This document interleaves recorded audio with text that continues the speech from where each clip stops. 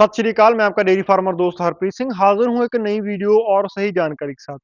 पशुपालक भाइयों, आज की इस वीडियो में हम डिस्कशन करने वाले हैं फ्यूचर ऑफ डेयरी फार्मिंग के बारे में, यानी कि आगे आने वाले 5 से लेकर के 10 साल के बीच डेयरी फार्मर और डेयरी फार्मिंग की क्या सिचुएशन हो सकती है।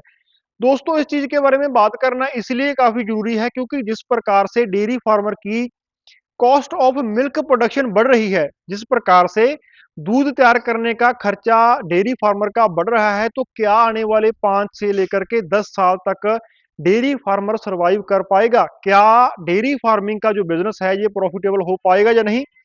दोस्तों, इसके पॉजिटिव और नेगेटिव दोनों फैक्ट जानेंगे आज के इस वीडियो में। चैनल पर पहली बार आए सब्सक्राइब कर लें। अगर आप एक नए डेयरी फार्मर हैं या डेयरी फार्मिंग की ट्रेनिंग लेना चाहते हैं तो आप हमारा 15 दिनों का online dairy farming training course ले सकते हैं। आपकी मोबाइल स्क्रीन पर नंबर दिखाया जा रहा है, इस व्हाट्सएप नंबर पर मैसेज करके आप ट्रेनिंग ज्वाइन करने के लिए आगे के डिटेल्स जान सकते हैं। इसी के साथ आज की इस वीडियो को आगे बढ़ाते हैं। पशुपालक भाइयों, डेयरी फार्मिंग का आगे का 5 साल का फ्यूचर को प्रोडिक्ट करने के लिए हम जानते हैं कि जो पीछे आज से लेकर के पीछे 5 साल बीते हैं उनमें हमें क्या क्या चेंजेस देखने के लिए मिले हैं। तो दोस्तों, ये बात बिल्कुल सच है कि जो डेयरी फार्मर है इसकी कॉस्ट ऑफ प्रोडक्शन मिल्क की थोड़ी सी बड़ी है। अगर हम एग्जाम्पल के रूप में लें तो आज से 5 साल पहले जो भूसे का जो फीड का रेट हुआ करता था वो आज से बहुत ही कम था। अगर हम हाल ही में बात करें, जो स्ट्रॉ है, जो भूसा है, उसका रेट अभी 1000 रुपए के आसपास रहता है। 10 रुपए केजी के आसपास हमें भूसा खरीदना पड़ता है। दोस्तों, अगर हम बात करें 5 साल पहले की तो ये भूसे का रेट 2.5 से 3 रुपए पर केजी में इजिली स्ट्रॉ अवेलेबल हो जाता था। बट दोस्तों, इस साल हमने सीजन में 11 रुपए किलो के हिसाब से भी भूसा परचेज किया था। और दोस्तों, आप देख सकते हैं कि 5 सालों में नियर अबाउट 5 गुना कीमत हो चुकी है स्ट्रॉ की। अब दोस्तों, जो दूध का रेट है वो भी इसके साथ बढ़ा है, बट उतना ज्यादा नहीं बढ़ा जितना ज्यादा बढ़ना चाहिए। अब दोस्तों, इस चीज का सबसे बड़ा इफेक्ट पड़ेगा नॉन कमर्शियल डेयरी फार्मिंग के ऊपर। दोस्तों, आप सभी जानते हैं कि गांव में जो किसान होते हैं, जो खेती करते हैं, उनके घरों में नॉर्मली सेल्फ कंजप्शन के लिए खुद का दूध तैयार करके खुद ही घर में इस्तेमाल करने के लिए 4-4 5-5 एनिमल रखे होते हैं। अब दोस्तों, जिस प्रकार से कॉस्ट ऑफ प्रोडक्शन बढ़ रही है, जिस प्रकार से भूसा और फीड का रेट बढ़ रहा है, खुद का दूध तैयार करके खुद ही घर में कंजम्पशन करने के लिए वो बहुत ही ज्यादा महंगा है। अब दोस्तों, एग्जांपल के रूप में हम अगर लें तो एक एनिमल अगर 20 किलो स्ट्रॉ भी एक दिन में खाता है, अगर हम हरे चारे को एक साइड में रख दें, 20 किलो तूड़ी अगर हम एक एनिमल को डालते हैं तो वो दोस्तों 10 रुपए किलो के हिसाब से 200 रुपए की हो जाती है। और 200 रुपए में अगर वो फार्मर दूध परचेज करे तो दोस्तों उसमें 5 लीटर दूध आ जाएगा 40 रुपए के हिसाब से भी। तो यही कारण है कि आंकड़ा मैं आपको अभी बता दूं कि अपने पंजाब में जो नॉन कमर्शियल डेयरी फार्मर्स थे, जो खुद के इस्तेमाल के लिए, दूध के इस्तेमाल के लिए दूध तैयार करते थे अपने घरों में 4-4 5-5 एनिमल से, वो 40% फार्म्स छोड़ चुके हैं। यानी कि अभी अगर हम साफ भाषा में इसको कहें तो जो 100 में से 40% किसान हैं वो अभी दूध परचेज करके कंजम्पशन करते हैं, वो खुद अपने घर में एनिमल रख के दूध को नहीं तैयार करते। अब दोस्तों, जो बचे 60% हैं, जिस प्रकार से अभी फीडिंग वगैरह का रेट चल रहा है, आगे आने वाले 3 से 4 साल में ही ये आंकड़ा 20% तक ही रह जाएगा। यानी कि 20% फार्मर्स के पास ही आपको एनिमल दिखाई देंगे।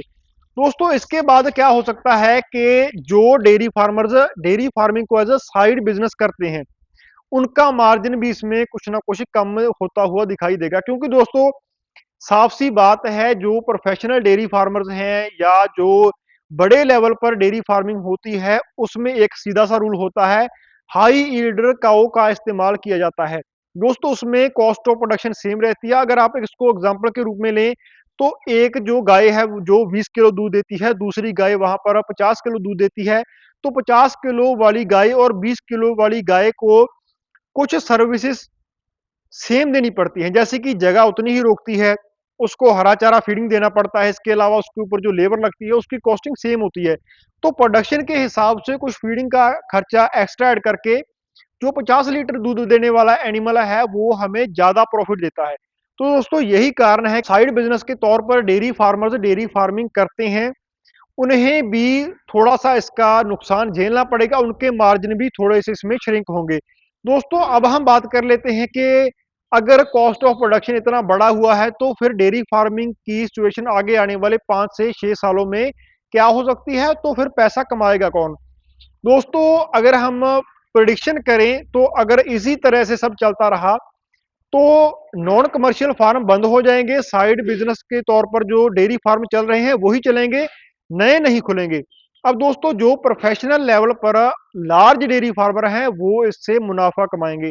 अब दोस्तों इसकी भी मैं आपको एग्जांपल दे देता हूं, अभी जो नेस्ले के साथ हम सभी डेयरी फार्मर्स का मिल्क स्ट्राइक हुआ था, उसमें नेस्ले कंपनी ने लार्ज फार्मर्स को फैसिलिटी दी है कि अगर आपके पास टीएम आ रहा है तो आपको उसका कंपनसेशन दिया जाएगा, उसका आपको इंसेंटिव दिया जाएगा। अगर आपके फार्म पर स्क्राइपर है तो उसका आपको इंसेंटिव दिया जाएगा। इसके अलावा जो प्रेशर वाली मशीन होती है, जो वैक्यूम मशीन होती है जिसके साथ हम मक्की की बिजाई करते हैं, इन सब चीजों पर आपको एक्स्ट्रा से पे किया जाएगा, जिसके साथ दूध का रेट आम छोटे किसान से बढ़ जाएगा। तो दोस्तों ये सब चीजों को ध्यान में रखते हुए हम कह सकते हैं कि आगे आने वाले 5 से 10 सालों में डेयरी फार्मिंग सिर्फ प्रोफेशनल लेवल पर ही कामयाब होगी, और जो प्रोफेशनल लेवल पर डेयरी फार्मिंग करेंगे वो काफी बढ़िया मुनाफा इससे कमा सकते हैं। दोस्तों इसका एक और भी कारण है कि जो हाई यील्डर्स एनिमल होते हैं, ये हम मॉडर्न टाइप से शेड तैयार करके ही इनको सर्वाइव कर सकते हैं। गर्मी के मौसम में इनको बड़े पंखे, इसके अलावा स्प्रिंकल्स और फॉगर के द्वारा शेड का टेम्परेचर मेंटेन किया जाता है। अभी जो फार्मर्स साइड बिजनेस के तौर पर डेयरी फार्मिंग करते हैं, स्मॉल स्केल पर करते हैं, वो दोस्तों ना तो बड़ा मॉडर्न टाइप शेड डाल सकते हैं और ना ही जो कच्ची छत वाले शेड होते हैं उनमें हम स्प्रिंकल्स वगैरह का जुगाड़ कर सकते हैं। तो दोस्तों ये सब कारण होते हैं जिसमें जो प्रोफेशनल लेवल का डेयरी फार्मर है वो ही आगे चल के सरवाइव कर पाएगा। अब दोस्तों इसके अलावा अगर हम इसके पॉजिटिव इफेक्ट्स को जान लें कि सिर्फ एक चीज हो जाए, जो नकली दूध तैयार होता है वो दूध अगर बंद हो जाए, तो दोस्तों सभी डेयरी फार्मर्स मुनाफा कमाएंगे। तो अगर आगे आने वाले 1-2 महीनों में ही नकली दूध की उत्पत्ति बंद हो जाती है, तो जो दूध का रेट अभी 40 रुपए चल रहा है एचएफ गाय का, वो जंप कर जाएगा 55 या 60 रुपए पर लीटर के हिसाब से। क्योंकि दोस्तों दूध की डिमांड इतनी ज्यादा है कि सभी कंपनीज में दूध की शॉर्टेज चल रही है। अगर हम वेरका की बात करें, तो वेरका पंजाब की गवर्नमेंट कंपनी है, तो दोस्तों इसमें नियर अबाउट 8 लाख लीटर का अभी जुगाड़ है। कहने से मतलब है कि अगर हम वेरका को 8 लाख लीटर दूध सप्लाई करते हैं, तो वो उसको इजीली मैन्युफैक्चर करके आगे उसको निकाल सकती है।